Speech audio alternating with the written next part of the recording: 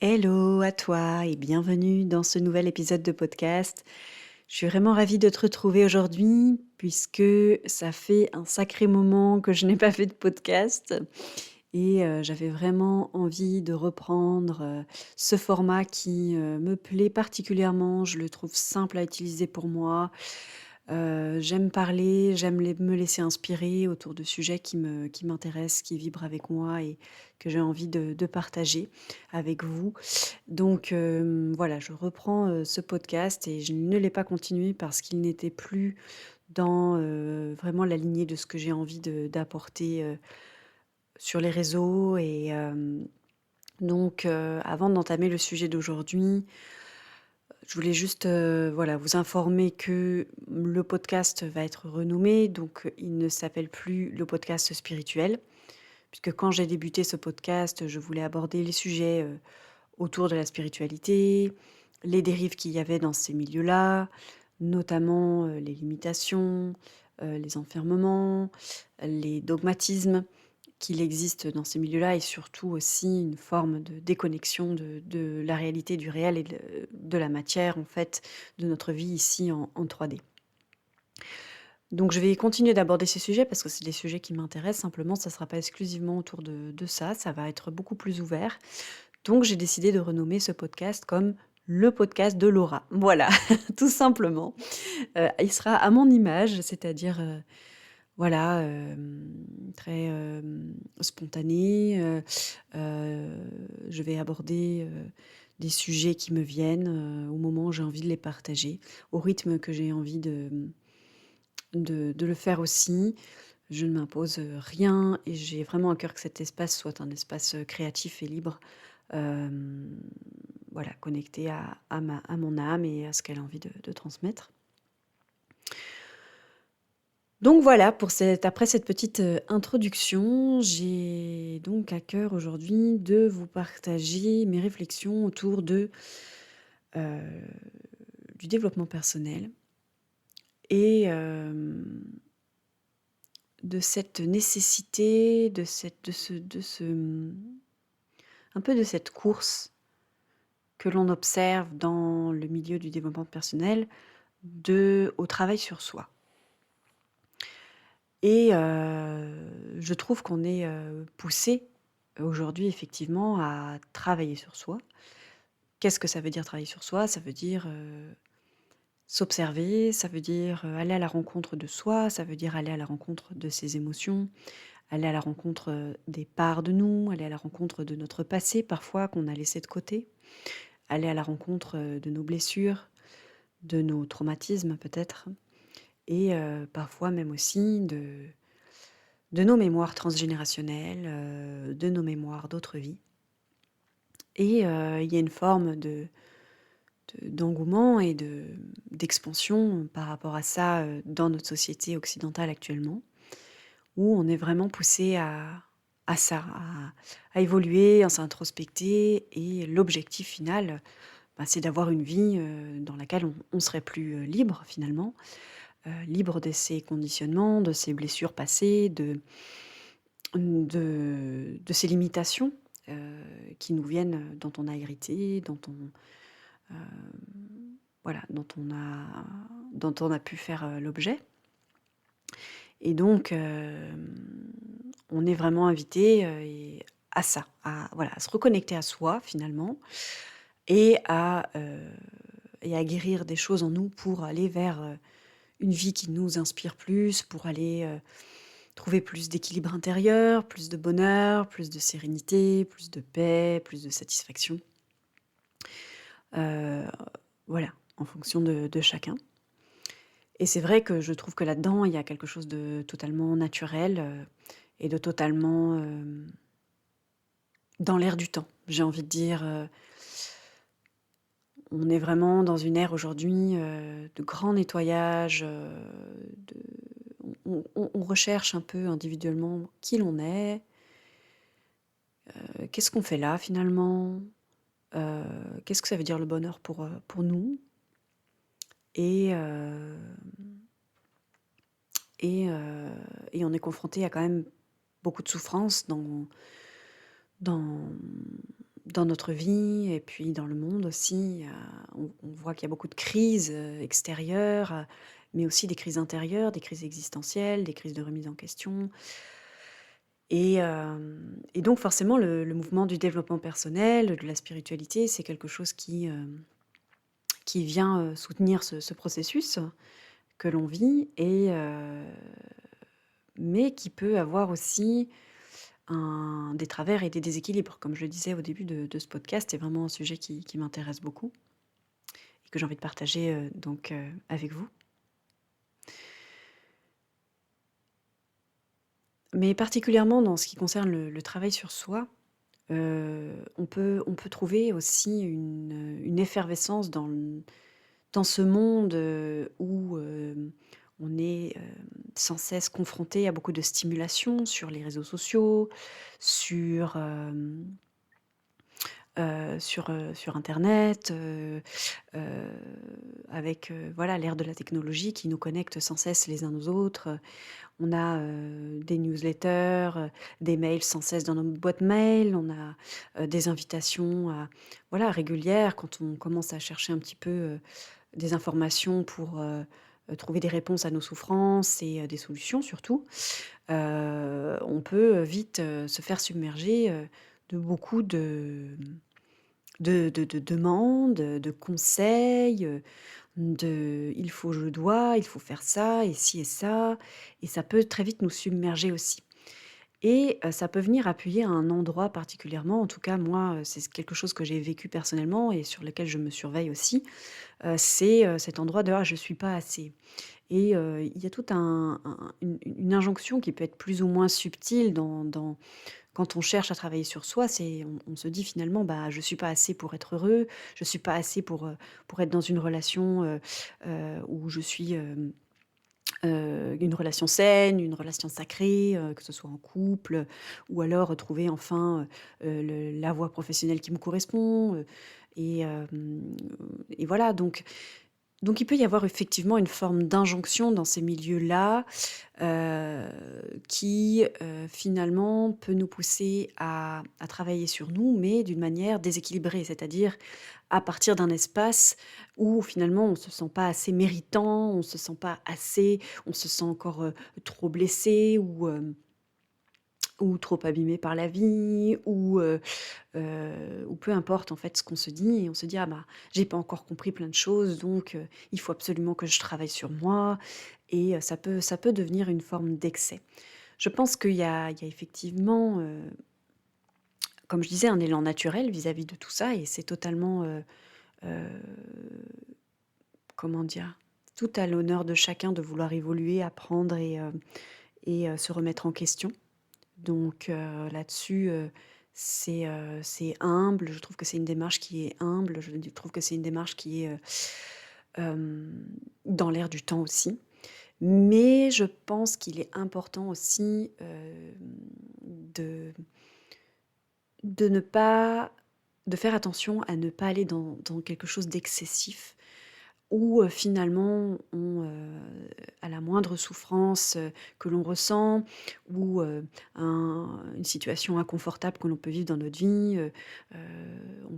on peut se dire tout de suite: «Ah, mince, j'ai pas assez travaillé sur moi, je le vis pas bien, ou alors j'ai attiré cette situation à moi et finalement c'est de ma faute, je suis pas encore assez bien. Ça veut dire que, voilà, ma vie n'est pas parfaite, donc ça veut dire que j'ai pas assez travaillé sur moi» et là, attention, attention, attention. Parce que, il peut y avoir une forme de perfectionnisme et de pression interne à, finalement ne pas accepter, heu, les difficultés, que la vie peut nous présenter, les frictions, la souffrance qu'on peut ressentir, sous le biais, sous le regard de, «Je n'ai pas fait ce qu'il fallait. Je n'ai pas fait ce qu'il fallait, je n'ai pas fait assez de travail sur moi et donc bah, je suis punie» en gros. Voilà, et ça, c'est vraiment une construction intérieure très, culpabilisante, dont on a probablement hérité. Donc si tu ressens ce genre de choses toi dans ta vie, c'est quelque chose que tu as peut-être hérité de, de ta construction intérieure dans ton éducation. Ça peut être quelque chose qui est issu aussi, un peu du système religieux où en fait, voilà, heu, il y a une forme, heu, punitive, si on ne fait pas, si on ne suit pas le droit chemin et cetera. Donc moi je tiens vraiment à te dire que,